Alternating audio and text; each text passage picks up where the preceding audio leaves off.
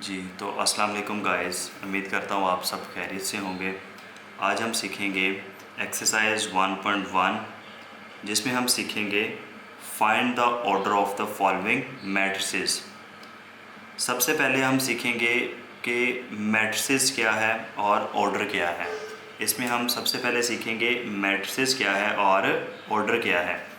तो मैट्रिसेस से पहले हम सीखेंगे चैप्टर जहाँ पे स्टार्ट हो रहा है वहाँ पे हम देखेंगे कि मैट्रिसेस जो है वो मैट्रिक्स का मजमुआ है। मतलब एक या दो से ज़्यादा जब मैट्रिक्स आ जाते हैं तो उसको क्या कहते हैं, मैट्रिसेस। अब यहाँ पे हम सीखेंगे मैट्रिक्स। तो मैट्रिक्स हमारे पास क्या है, अ रेक्टेंगुलर अरे और a formation of collection of real numbers. तो यहाँ पे हमारे पास एक कह रहा है कि हमारे पास एक रेक्टेंगुलर अरे होगी। अरे का मतलब यहाँ पे क्या है, अरेंजमेंट। अरे का मतलब क्या है, अरेंजमेंट। अरेंजमेंट किन की, नंबर्स की। तो नंबर्स में हमारे पास कुछ भी नंबर्स आ सकते हैं। सपोज यहाँ पे 1 2 3 4 5 6 7। तो ये हमारे पास क्या है, अरेंजमेंट, नंबर्स के अरेंजमेंट। उसके बाद उसको कहता है कि आपने इनको एक तरतीब में लिख लेना है। सपोज मैं इसको लिख लेता हूँ 0 1 2 3 4 5 6 और ये 7। अगर मैं इसको एक तरतीब में लिख लेता हूँ, अरेंज कर लेता हूँ, तो इसको क्या कहते हैं, अरे।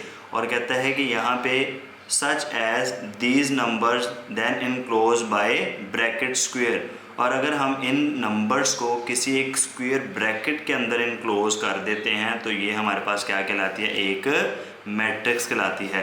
तो आपके पास बुक में भी एक डेफिनेशन है मैट्रिक्स की, वहाँ से भी आप इसको देख सकते हैं।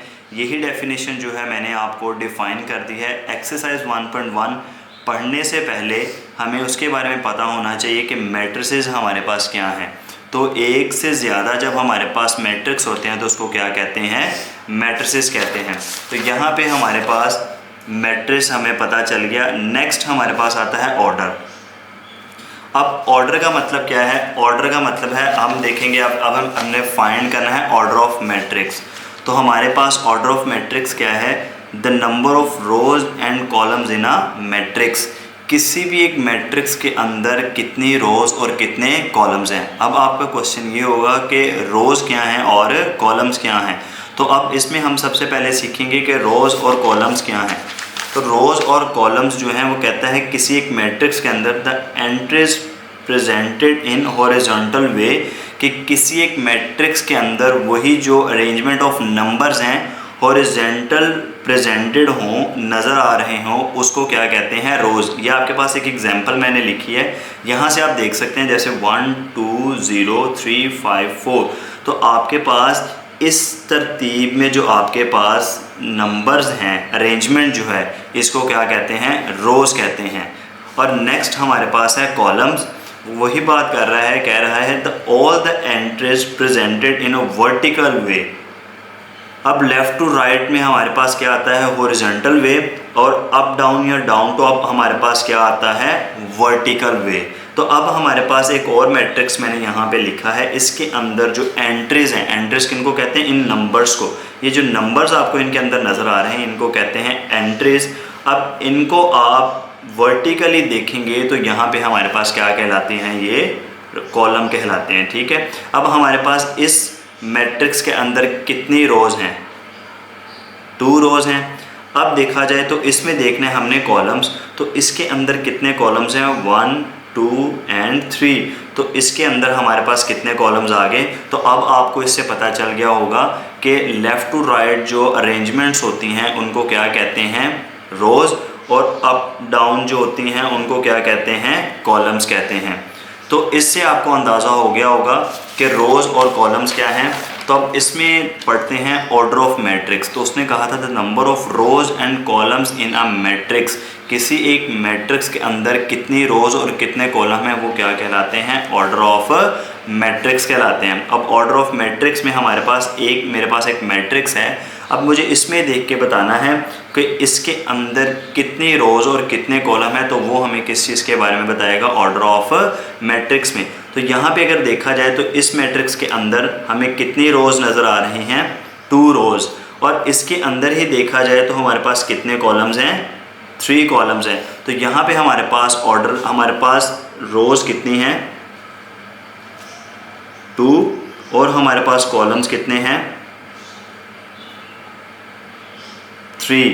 तो हमारे पास रोज़ 2 हैं और कॉलम्स 3 हैं। तो हमारे पास इस मैट्रिक्स के अंदर रोज़ 2 और 3 कॉलम है। तो इसको लिखने का क्या तरीका है, पहले आती हैं रोज़ और फिर क्या आते हैं, कॉलम्स। और जब हम इसको ऑर्डर ऑफ मैट्रिक्स में बताते हैं तो इसके दरमियान में एक वर्ड लगता है बाय, जिससे हम बता सकते हैं कि इसका हमारे पास ऑर्डर क्या निकला है, 2/3।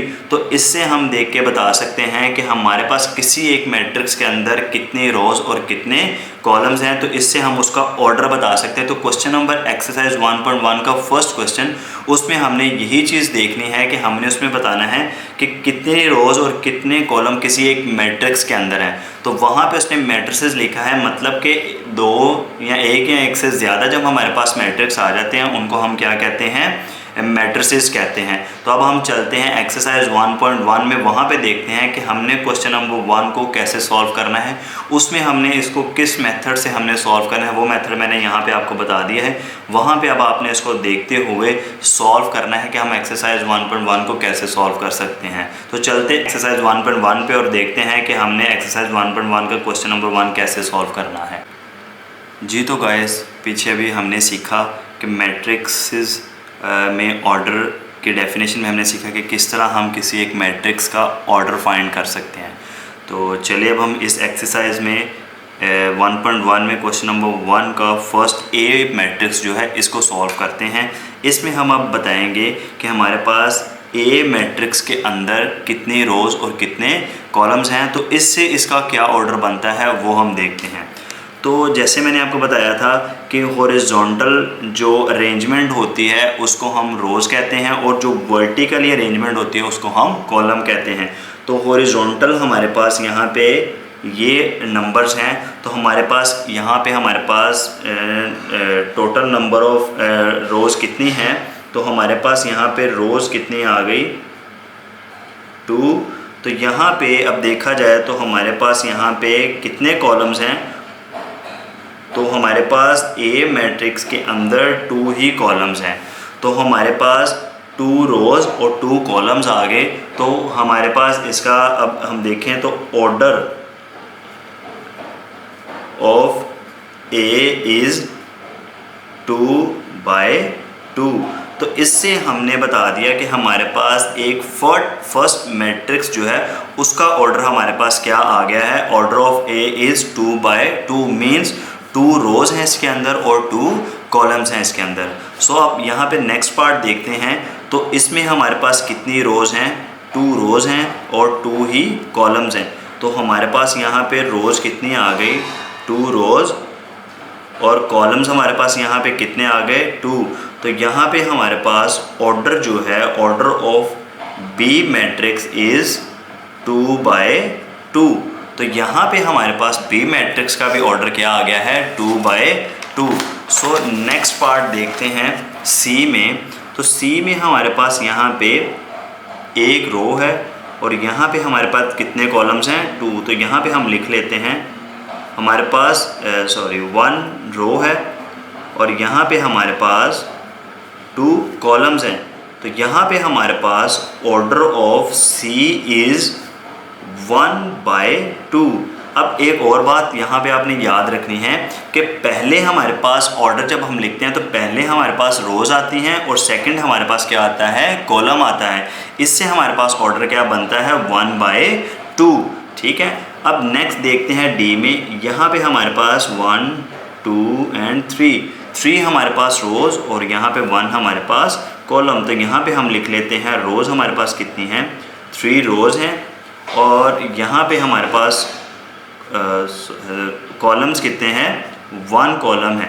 तो यहाँ पे हमारे पास ऑर्डर क्या आ गया, order of D is 3/1। Next इसमें देख लेते हैं। तो हमारे पास रोज़ कितनी हैं, 3 रोज़ और कॉलम्स कितने हैं हमारे पास यहाँ पे 2। तो यहाँ पे ऑर्डर क्या आ गया हमारे पास, ऑर्डर ऑफ ई इज़ 3/2। 2।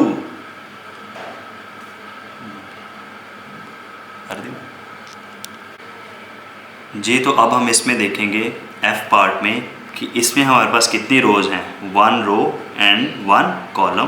तो यहाँ पे हम लिखेंगे रोज़ हमारे पास कितनी हैं 1 और कॉलम्स हमारे पास कितने हैं 1। तो यहाँ पे हमारे पास order of F is 1/1। Last 2 parts हैं क्वेश्चन नंबर 1 के, इसमें देखेंगे। तो यहाँ पे अब आप मुझे बताएं कि यहाँ पे हमारे पास रोज़ कितनी है इसमें 1 2 3, तो 3 रोज़। और यहाँ पे हमारे पास कॉलम्स कितने हैं 3 ही कॉलम्स हैं। तो यहाँ पे हमारे पास ऑर्डर ऑफ जी इज़ 3/3। इसमें अब देखेंगे तो हमारे पास रोज़ कितनी हैं 1 एंड 2 रोज़। और यहाँ पे हमारे पास कॉलम्स कितने हैं 3 कॉलम्स हैं।